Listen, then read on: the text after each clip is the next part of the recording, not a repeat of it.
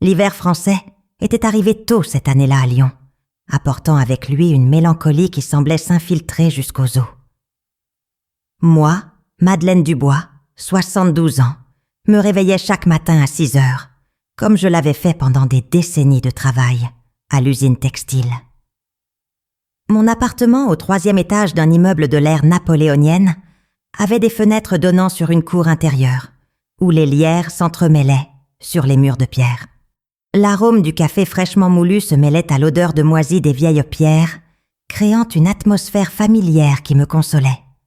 Cependant, depuis que mon petit-fils Julien avait emménagé ici après des disputes constantes avec mes enfants, ma routine paisible s'était transformée en un champ de mines, de tensions silencieuses. À 19 ans, il portait le poids de la révolte adolescente tardive, les yeux toujours empreints de ressentiment. Ce matin-là, alors que je préparais des croissants achetés à la boulangerie du coin, je sentais dans l'air l'électricité qui précède les orages. Le silence entre nous grandissait comme un mur invisible, construit brique par brique chaque jour qui passait. La discussion a commencé de manière banale, comme cela arrive toujours dans les tragédies quotidiennes. Julien m'avait demandé de l'argent la semaine précédente, 50 € pour des urgences qu'il n'expliquait jamais complètement. Quand je lui ai demandé le remboursement, ses yeux se sont rétrécis comme ceux d'un animal acculé. « Tu ne me fais pas confiance, mamie ?» dit-il, la voix chargée d'une indignation théâtrale qui me donnait des frissons. Son ton résonnait dans la petite cuisine, rebondissant sur les casseroles en cuivre qui avaient appartenu à ma mère. J'ai essayé d'expliquer qu'il ne s'agissait pas de confiance, mais de responsabilité. Une leçon que ma génération avait apprise pendant les difficultés de l'après-guerre. Mais mes mots semblaient glisser sur lui comme de l'eau sur du verre. La frustration grandissait sur son jeune visage, et je reconnaissais là des traits de mon propre fils quand il avait cet âge. La différence était que Pierre ne m'avait jamais regardé avec autant de mépris. Quelque chose était en train de se briser entre nous, et j'entendais le son des fissures se propager. Ce qui s'est passé ensuite me hante encore dans mes rêves agités. Julien s'est levé brusquement de table, renversant la tasse de café qui s'est brisée sur le sol froid de la cuisine. Des fragments de porcelaine se sont éparpillés comme des étoiles tombées, et le liquide foncé a formé une flaque qui ressemblait à du sang sous la lumière jaunâtre du matin. « Chut, je dois aller aux toilettes », ai-je murmuré, essayant d'échapper à la tension suffocante qui planait dans l'air. Mais quand j'ai essayé de sortir, j'ai entendu le son métallique de la clé tournant dans la serrure. Un son qui se graverait à jamais dans ma mémoire. Pendant des heures, j'ai crié, supplié, frappé à la porte, jusqu'à ce que mes poings soient rouges et douloureux. Ma voix résonnait sur les murs carrelés, me revenant comme un écho moqueur. De l'extérieur, j'entendais Julien regarder la télévision, le volume suffisamment fort pour couvrir mes appels désespérés. L'humiliation brûlait plus que le froid qui montait des carreaux. Quand il m'a finalement libérée, je tremblais non seulement de froid, mais d'une colère que je ne savais pas exister encore en moi. Les jours suivants s'étirèrent comme des plaies ouvertes. Je marchais dans les rues pavées du quartier de la Croix-Rousse, où les commerçants me connaissaient depuis des décennies, mais j'évitais maintenant leur regard bienveillant. Au marché, parmi les étals de fromage et de fleurs, je me sentais porter un secret empoisonné. Les souvenirs de ces heures enfermées se répétaient dans mon esprit comme un disque rayé. La sensation de claustrophobie, la peur grandissante, la terrible certitude que personne ne viendrait m'aider. Ma famille, quand j'ai essayé de raconter ce qui s'était passé, a réagi avec gêne et déni. « Ah, maman, tu exagères », a dit ma fille Claire lors d'un appel téléphonique tendu. Julien n'est qu'un jeune rebelle, comme nous l'avons tous été. Mais je savais qu'il y avait quelque chose de fondamentalement différent là-dedans. Le froid de novembre pénétrait par les vieilles vitres de l'appartement, et je me retrouvais à éviter de rester seule, avec mon propre petit-fils. C'est alors que j'ai pris une décision qui changerait tout. j'ai acheté une petite caméra de sécurité au magasin d'électronique de la rue de la République.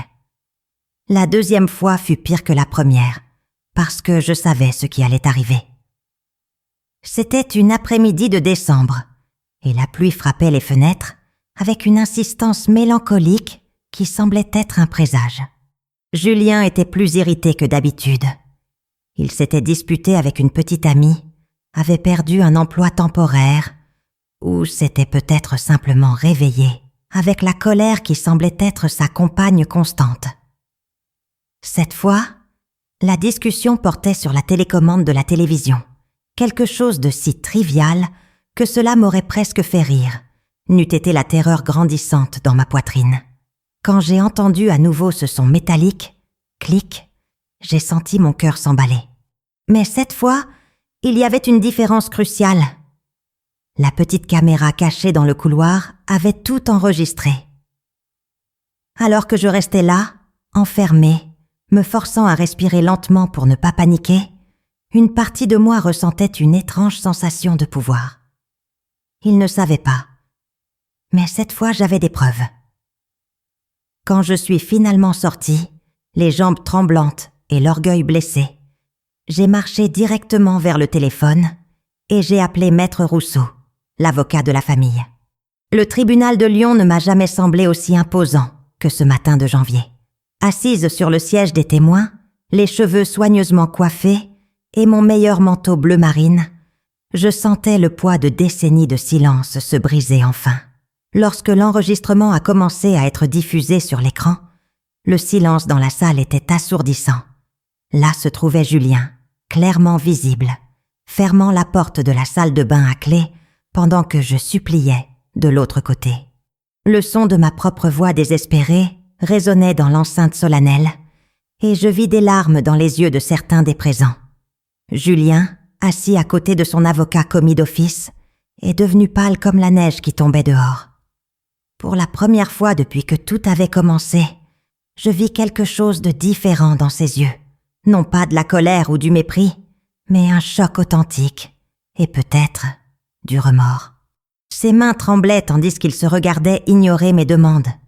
Et lorsque l'enregistrement se termina, il baissa la tête et pleura. À ce moment-là, j'ai récupéré quelque chose que je pensais avoir perdu pour toujours. Ma dignité, ma voix et la certitude que je méritais le respect, même à 72 ans. Les semaines qui suivirent de l'audience apportèrent une étrange quiétude à l'appartement. Julien avait été contraint de déménager temporairement chez un ami pendant qu'il effectuait les travaux d'intérêt général, décidés par le juge. Le silence qui m'effrayait auparavant apportait maintenant une paix inattendue. Je suis revenue à mes routines simples. Petit déjeuner à 7 heures, promenade jusqu'à la boulangerie de Monsieur Mercier. Après-midi passé à lire dans le fauteuil de velours qui avait appartenu à ma mère. Les lierres de la cour intérieure commençaient à montrer les premières pousses du printemps, et j'observais leur croissance par la fenêtre comme s'il s'agissait d'un miracle personnel. Ma fille Claire m'a finalement appelée pour s'excuser, la voix chargée d'une culpabilité que je ne souhaitais pas qu'elle porte. « Maman, nous aurions dû t'écouter », a-t-elle dit. Et pour la première fois depuis des mois, j'ai senti que ma famille me voyait comme la matriarche que j'ai toujours été, et non comme une personne âgée confuse, dont les plaintes pouvaient être ignorées. La victoire que je ressentais n'était pas amère, mais curieusement libératrice. Le processus judiciaire avait révélé non seulement les actions de Julien, mais aussi les dynamiques dysfonctionnelles de toute notre famille. Lors des séances de médiation familiale ordonnées par le tribunal, j'ai découvert que mon petit-fils portait de profonds ressentiments datant de son enfance. Assis dans une salle neutre aux murs beiges et aux meubles fonctionnels, il a finalement parlé de la façon dont il s'était senti abandonné lorsque ses parents avaient divorcé. Comment il voyait ma maison comme un dernier refuge qu'il ne voulait partager avec personne, pas même avec moi. Ces mots étaient entrecoupés de larmes qui semblaient y venir d'un puits très profond. « Je savais que je te faisais du mal, grand-mère », a-t-il admis, évitant mon regard. « Mais j'étais tellement en colère contre tout. Et tu étais la seule personne qui ne pouvait pas partir. Le médiateur, un homme chauve aux lunettes dorées, nous a aidés à naviguer dans ces eaux troubles avec une patience professionnelle. J'ai découvert que derrière la cruauté se cachait un jeune homme perdu. Mais cela n'absolvait pas ses actions. Cela m'aidait juste à les comprendre. La véritable transformation a commencé lorsque Julien a entamé une thérapie psychologique dans le cadre de sa peine. Ses visites à l'appartement, initialement supervisées par une assistante sociale nommée Madame Caron, étaient tendues et formelles. Il arrivait toujours ponctuellement, les mains dans les poches, regardant le sol comme un enfant puni. Nous parlions de sujets anodins, le temps, les nouvelles, la rénovation de l'immeuble voisin, tandis que le fantôme de ces heures enfermées planait entre nous comme un troisième invité invisible. Mais progressivement, séance après séance avec son thérapeute, quelque chose a commencé à changer. Il a commencé à poser des questions sur ma jeunesse, sur la façon dont c'était de grandir pendant la guerre, sur les sacrifices que j'avais faits pour élever ses parents. Un après-midi, alors que nous prenions le thé et mangions des madeleines qu'il avait lui-même achetées, il a dit « Je ne vous ai jamais vraiment considéré comme une personne, grand-mère. Juste comme la grand-mère qui serait toujours là. » Ce fut une révélation douloureuse, mais nécessaire pour nous deux. Quelques mois plus tard, par un après-midi doré de mai, Julien est arrivé à l'appartement, portant une boîte à outils empruntée. « Puis-je réparer la serrure de la porte de la salle de bain ?» a-t-il demandé. Et il y avait quelque chose dans sa voix qui m'a fait réaliser qu'il ne s'agissait pas seulement d'une réparation domestique. Nous avons travaillé ensemble cet après-midi-là. Je tenais les pièces pendant qu'il manipulait les outils, avec des doigts encore inexpérimentés, en menuiserie.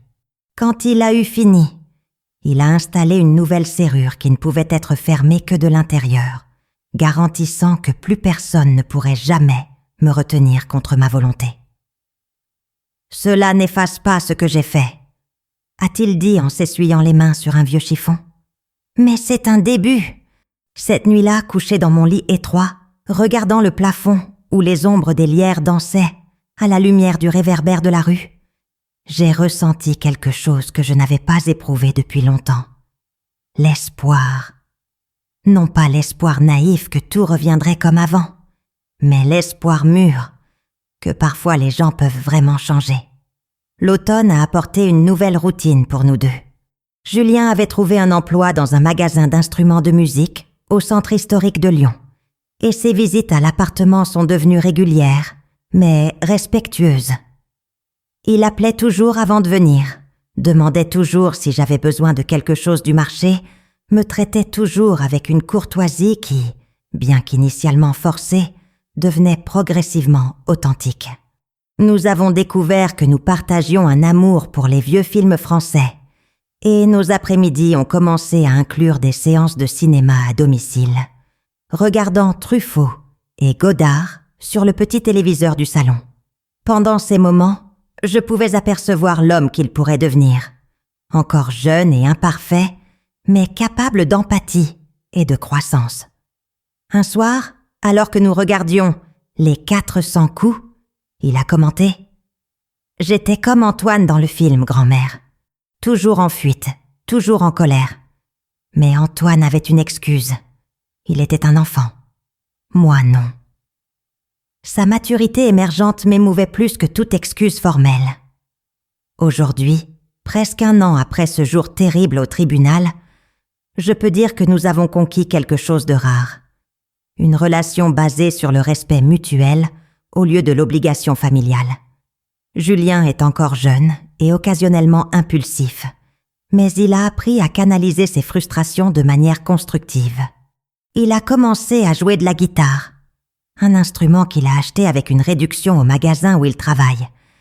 Et parfois, il me joue les vieilles chansons françaises que je fredonnais quand il était petit. Il ne frappe pas toujours les bonnes notes, mais il y a quelque chose de touchant dans ses efforts maladroits.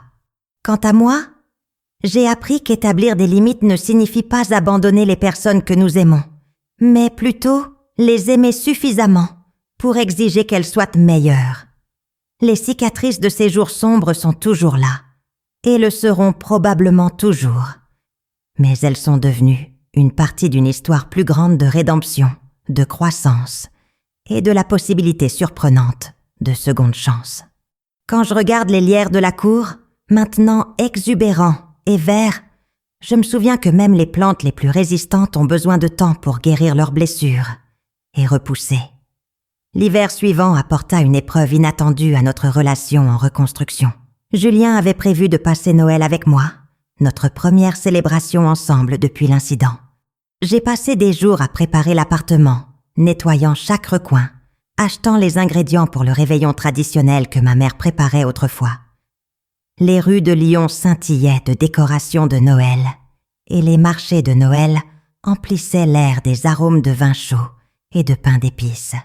Lorsque Julien est arrivé la veille, portant un petit sapin qu'il avait acheté dans une pépinière voisine, j'ai ressenti un mélange de nervosité et d'attente. Nous avons décoré l'arbre ensemble, il atteignant les branches les plus hautes, tandis que je déroulais les anciennes lumières que je gardais depuis des décennies. Il y eut des moments de silence inconfortable, lorsque nous nous souvenions tous deux de ce qui s'était passé l'année précédente. Mais il y eut aussi des rires authentiques, lorsqu'il trébucha sur le fil des lumières et faillit faire tomber toute la décoration. Certaines habitudes ne changent jamais, ai-je plaisanté. Et il a ri, un son que je n'avais pas entendu depuis longtemps. Le dîner s'est déroulé de manière étonnamment harmonieuse. Julien avait appris à cuisiner quelques recettes de base en ergothérapie, et il a insisté pour préparer les pommes de terre gratinées pendant que je m'occupais de la dinde. Nous avons travaillé côte à côte dans la petite cuisine, développant une chorégraphie soignée pour ne pas nous cogner. Il m'a parlé de ses projets pour l'année prochaine. Il voulait s'inscrire à un cours technique de lutherie, l'art de construire des instruments de musique. Ses yeux brillaient quand il parlait des différentes essences de bois, des courbes parfaites d'un violon, de la façon dont chaque instrument a sa propre voix qui attend d'être découverte. C'est comme donner vie à quelque chose qui n'était auparavant que du bois mort, a-t-il expliqué, ses mains faisant des gestes expressifs dans l'air. À ce moment-là, voyant sa passion sincère pour quelque chose de constructif et de beau, j'ai ressenti une fierté grand-parentale que je pensais avoir perdue pour toujours. Pendant le dîner, nous avons porté un toast silencieux, non pas aux traditions familiales ou au pardon facile, mais au travail acharné que nous avions tous deux investi pour en arriver là. Le printemps m'a apporté une surprise inattendue. Madame Caron, l'assistante sociale qui avait supervisé nos premières rencontres, est apparue un matin ensoleillé pour une visite de suivi. Elle nous a trouvés dans le petit jardin de la cour intérieure, où Julien m'avait aidé à planter un parterre d'herbes aromatiques. Il était agenouillé dans la terre humide, transplantant des plants de thym avec une patience que je ne lui connaissais pas. « Comment vous adaptez-vous » a-t-elle demandé, observant notre interaction avec des yeux professionnels, entraînés à détecter les tensions cachées. J'ai répondu honnêtement que certains jours étaient meilleurs que d'autres, qu'il y avait encore des moments d'inconfort, mais que nous construisions quelque chose de nouveau sur les ruines de ce qui s'était brisé. Julien, nettoyant la terre de ses mains, a ajouté « J'ai appris que je ne peux pas effacer ce que j'ai fait, Madame Caron, mais je peux choisir qui je suis à partir de maintenant. » Elle a souri et a fermé son carnet de notes, un geste que j'ai interprété comme une approbation. Quand elle est partie, nous avons continué à travailler dans le jardin dans un silence complice. L'été est arrivé avec ses longues après-midi dorées et le son des enfants jouant dans la cour des immeubles voisins. Julien avait déménagé dans un petit studio à proximité, mais ses visites restaient régulières et toujours bienvenues. Un après-midi, tandis que nous arrosions ensemble les plantes qui avaient de pousser luxuriantes sous le soleil français, il m'a fait une confession inattendue.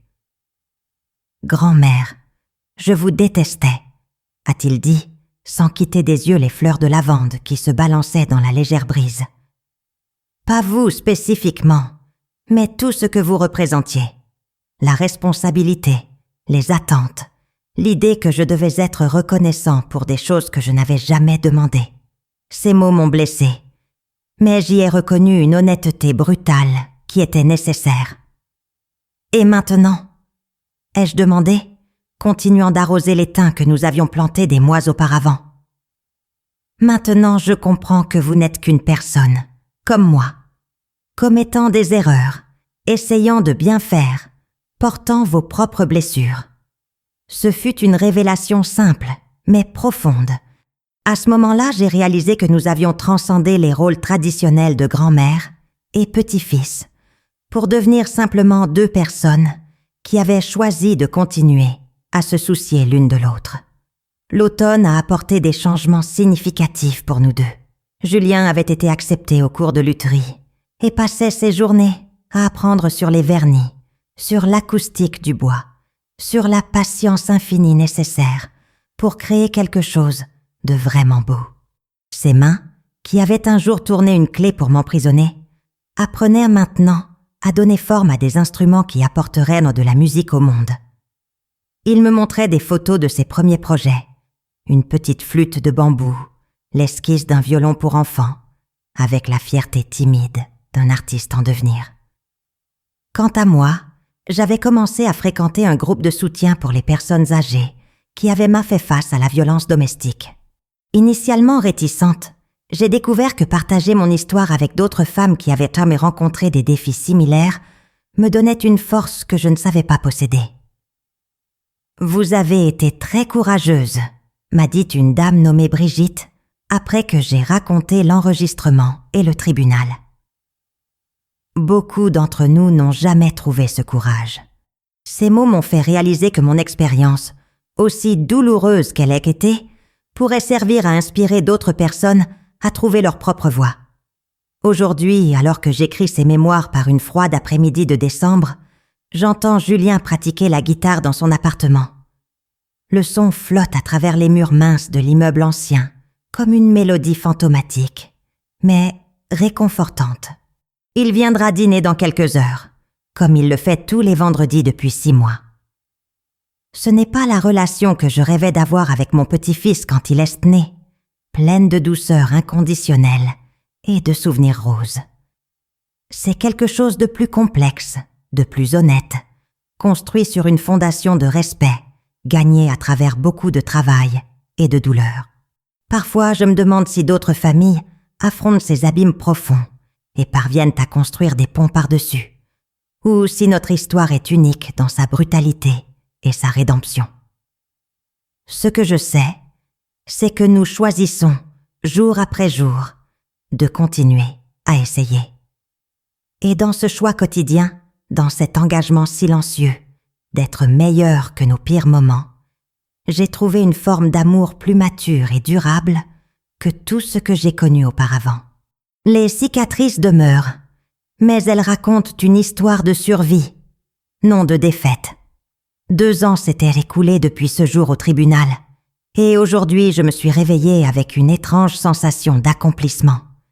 C'était le 21e anniversaire de Julien, et pour la première fois depuis l'incident, toute la famille se réunirait dans mon appartement. Claire est arrivée tôt pour m'aider avec les préparatifs, apportant des fleurs fraîches du marché et un gâteau au chocolat qu'elle avait elle-même préparé. « Maman, es-tu sûre d'être prête pour ça ?» a-t-elle demandé, arrangeant les tulipes jaunes dans le vase en cristal qui avait appartenu à ma grand-mère. Pierre, mon fils, viendrait aussi avec sa femme et leurs jeunes enfants. Ce serait la première fois que nous serions tous ensemble depuis le scandale qui avait secoué notre famille. J'ai passé la matinée à nettoyer chaque recoin de l'appartement, à polir l'ancienne argenterie et à préparer le coq au vin que je faisais toujours pour les occasions spéciales. Les heures passaient lentement et j'alternais entre l'attente et la nervosité. Quand le premier invité a sonné à la porte, j'ai pris une profonde inspiration et j'ai ouvert la porte avec un sourire qui, j'espérais, semblait plus confiant que je ne l'étais. La fête s'est déroulée mieux que je n'osais l'espérer. Julien est arrivé ponctuellement, vêtu d'une chemise bleue qui mettait en valeur ses yeux et portant une petite boîte enveloppée de papier doré. Il m'a salué d'un baiser respectueux sur chaque joue, un geste qui était devenu notre rituel depuis la réconciliation. Pendant le dîner, il a parlé de ses études de lutherie avec un enthousiasme sincère, montrant des photos d'un violon qu'il construisait pour un musicien local. Les bois ont des personnalités différentes, a-t-il expliqué à ses jeunes cousins, qui l'écoutaient l'en fasciner. Celui-ci est fait d'épicéas allemands et d'érables canadiens. Chaque pièce raconte une histoire.